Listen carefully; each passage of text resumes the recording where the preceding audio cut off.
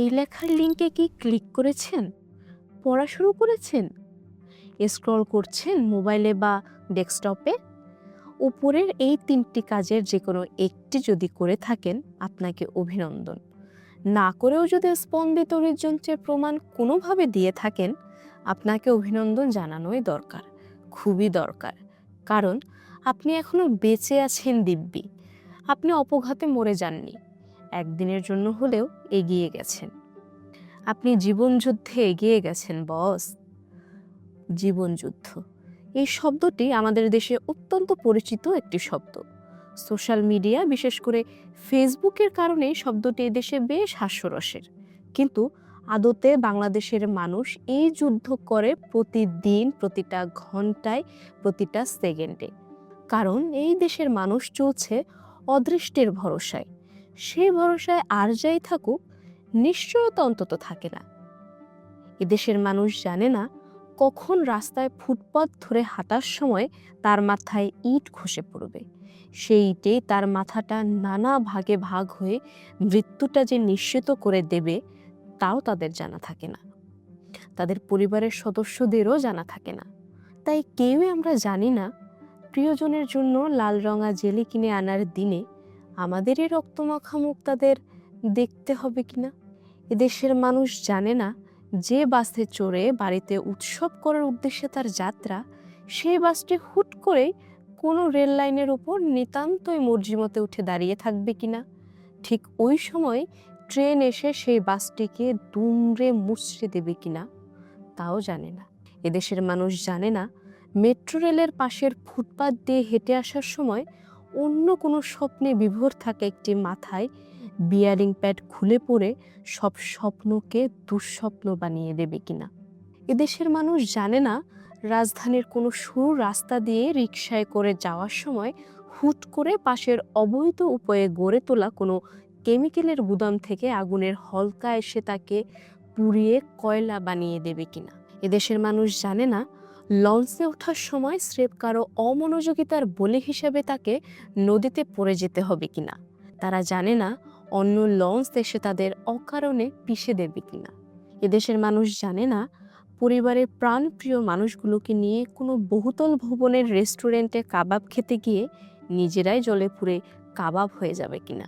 এদেশের মানুষ জানে না কোনো নির্মীয়মান ভবনের পাশে নিরাপদ দূরত্বে দাঁড়ানো মৃত্যুর কারণ হতে পারে।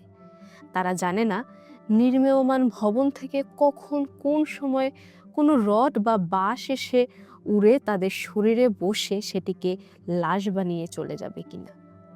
ঠিক এইভাবেই রাজবাড়ীর গোয়ালন্দ উপজেলার দৌলতদিয়া ঘাটে সৌহার্দ্য পরিবহনের বাসটিতে বসে থাকা যাত্রীরা জানতেন না এই একটু পরেই বাসটি কোনো যুক্তি ছাড়াই নিজের চাকায় গড়িয়ে টুপ করে পড়ে যাবে পদ্মা নদীতে।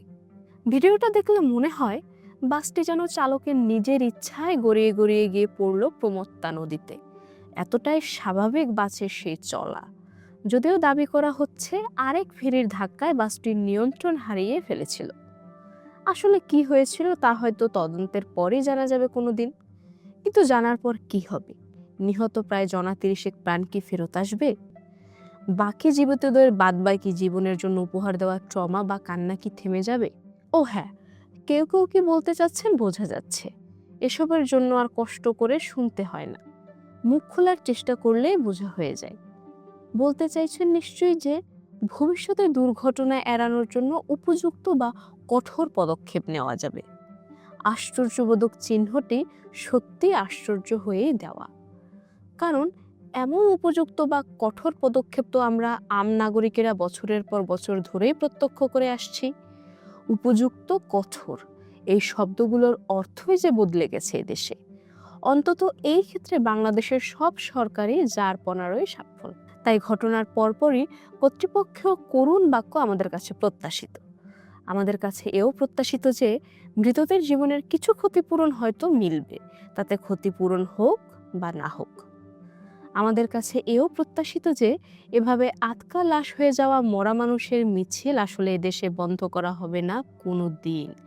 কারণ সকল দুর্ঘটনা বা সংশ্লিষ্ট কর্তৃপক্ষের অবহেলাজনিত মৃত্যুতে সরকারি বেসরকারি ব্যবস্থার ত্রুটিজনিত কাঠামোগত হত্যায় আসলে কারোই কিছু যায় আসে না। প্রিয়জন হারানোর কান্নাও কর্তৃপক্ষের এক কান দিয়ে ঢুকে আর এক কান দিয়ে বের হয়ে যায়, কোথাও আটকে থাকে না, ওখানে কোনো ট্রাফিক জ্যামও থাকে না কখনো। তাই এই দেশের মানুষের প্রতিদিন জীবন যুদ্ধ করেই যেতে হয়, এবং সেটি আক্ষরিক অর্থেই, কারণ এই যুদ্ধটা শুধু নিজের জীবন ধরে রাখার জন্যই। যদি জীবিত অবস্থায় নিরাপদে বাড়ি ফেরা যায়, তাহলেই সেসব মানুষ জিতে যান, একটি দিনের জন্য হলেও তারা জিতে যান। অপঘাতের ফাঁদে পড়ে মরতে তো হলো না। তা এভাবে প্রতিদিন প্রতিটা ঘন্টা বা সেকেন্ডে যে নাগরিকেরা জীবন যুদ্ধে জয়ী হয়ে এগিয়ে যাচ্ছেন ক্রমশ, তাদেরকে অভিনন্দন জানানো উচিত নয়? পিঠ চাপড়ে আরো উৎসাহ দেওয়া প্রয়োজন নয়? নইলে জীবন বাঁচানোর যুদ্ধে এত অগণিত মানুষের মনোবল ধরে রাখবেন কিভাবে? কারণ এদেশে আর পেট্রোল, ডিজেল, চিনি বা ভোজ্য তেল যাই দুর্লভ হোক না কেন, অপঘাতে মৃত্যু সবসময়ই সুলভ। সুতরাং জীবিত অবস্থায় নিরে ফিরতে পারলেই দয়া করে নিজেদের অভিনন্দন জানান আপন মনে। অভিনন্দিত করুন পাশে থাকা প্রিয় মানুষদেরও। দিন শেষে শ্বাস প্রশ্বাসে সক্রিয় থাকা সবাই তো এই দেশের করুণ ও ন্যূনতম নিশ্চয়তাহীন জীবনযুদ্ধের উকুতভয় ও হার না মানা জীবনযোদ্ধা, তাই না? মুখনিসৃত একটুখানি অভিনন্দন তো প্রাপ্যই আমাদের, ঠিক কিনা?